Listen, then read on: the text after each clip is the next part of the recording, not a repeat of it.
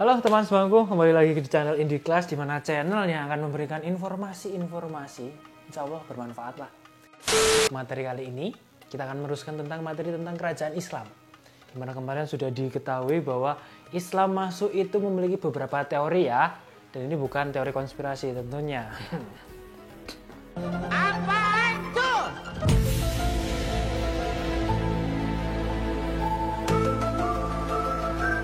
Nah, kita akan melanjutkan di mana kerajaan Islam masuk di Indonesia. Setelah berkembang pesat, kerajaan Islam itu cepat sekali masuk di Indonesia.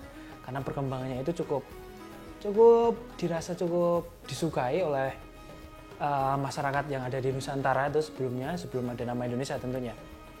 Nah, pertama yang saya akan bahas untuk kali ini adalah kerajaan Samudra Pasai. Tahu ya, kerajaan Samudra Pasai ini letaknya ada di ujung Sumatera. Tepatnya itu adalah di sebelah timur Lok Sumawe, daerah Nangro, Aceh Darussalam. Nah, kerajaan Samudra Pasai. Kerajaan ini didirikan oleh yang bernama Marahsilu, kepala Gampong Samudra. Itu semacam kepala suku yang ada di situ. Kemudian si Marahsilu ini menjadi mualaf, Masya Allah. Tentunya jadi mualaf dan berubah nama menjadi Malik As-Saleh. Setelah masuk Islam namanya berubah dari Marahsilu menjadi Malik As-Saleh. Nah, itu kerajaan yang di Samudra Pasai dengan cikal bakal didirikannya. Nah, dan yang mengatakan Samudra Pasai ya, kalau kita berbaru sejarah itu kan kita harus punya dasar di mana ini ada kerajaan ini ada kerajaan itu buktinya apa seperti itu. Nah, bukti sejarah adanya Samudra Pasai ini ada beberapa yang mengatakan, yaitu tentang berita Marco Polo yang menerangkan singgah di daerah Samudra Pasai pada tahun 1292 Masehi. Nah, ini salah satu sumber yang mengatakan bahwa Samudra Pasai itu ada, yaitu melalui berita Marco Polo. Selanjutnya ada juga dari berita Ibnu Battuta, seorang musafir dari Maroko yang singgah juga di Samudra Pasai.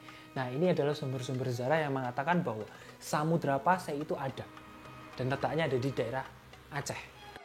Nah, tentunya setelah kita mengetahui tentang cikal bakal ada Samudra Pasai dan bukti ada sejarah, nah pasti ada kisahnya juga. Di Samudra Pasai itu juga akan memiliki kisah di mana sempat memiliki masa kejayaan itu di masanya Malik As-Saleh di awal abad ke-16.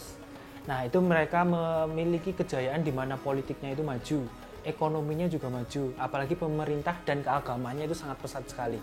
Dan wilayahnya itu juga luas. Ada yang unik juga di Samudra Pasai itu, ada fakta menarik di mana Samudra Pasai itu juga memiliki mata uang sendiri. Nah, lu bayangkan di mana di masa kerajaan Islam di masih sekitar abad di-13 itu Samudra Pasai sudah memiliki mata uang sendiri yang bernama Caitis. Nah, itu terbuat dari emas. Dan itu digunakan menjadi alat tukar perdagangan di Samudra Pasai dengan pedagang-pedagang yang ada di sekitar Samudra Pasai. Selain itu, Samudra Pasai juga menjalin persahabatan yang cukup erat pada kerajaan Malaka. Nah, strateginya apa? Dengan perkawinan ternyata. Jadi strategi perkawinan itu masuk buat persahabatan, dan ini dilakukan juga di Samudra Pasai dengan kerajaan Malaka. Saya nikahkan kamu dengan Musdalifah binti Haji Matto dengan mahar seperangkat alat salat tunai karena Allah. Saya terima nikahnya Musdalifah dengan seperangkat Haji Matto. Oke, ada fakta menarik juga selain itu di Samudra Pasai ini. Menurut Ibnu Battuta itu kerajaan ini sangat taat sekali dengan agama Islam yang bermazhab Syafi'i. Namun sebuah kerajaan itu kan pasti kalau di runtutan sejarah itu yang masa-masa kerajaan itu ada masa lahirnya kerajaan, masa kejayaan, dan juga pasti ada yang namanya masa keruntuhan atau kemunduran. Kemunduran Samudra Pasai ini dialami pada tahun 1521 di bawah pimpinan Sultan Zain al-Abidin, yaitu raja terakhir di Samudra Pasai.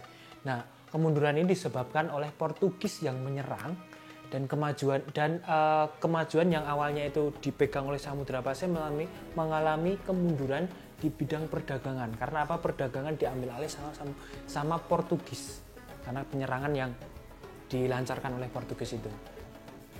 Nah, karena kemunduran dari Samudra Pasai ini, nah ini dimanfaatkan oleh Sultan Ali Mugayat Shah, Raja Kerajaan Aceh Darussalam, untuk mengambil alih kerajaan Samudra Pasai pada tahun 1524, dan akhirnya Samudra Pasai menjadi wilayah dari kerajaan Aceh Darussalam.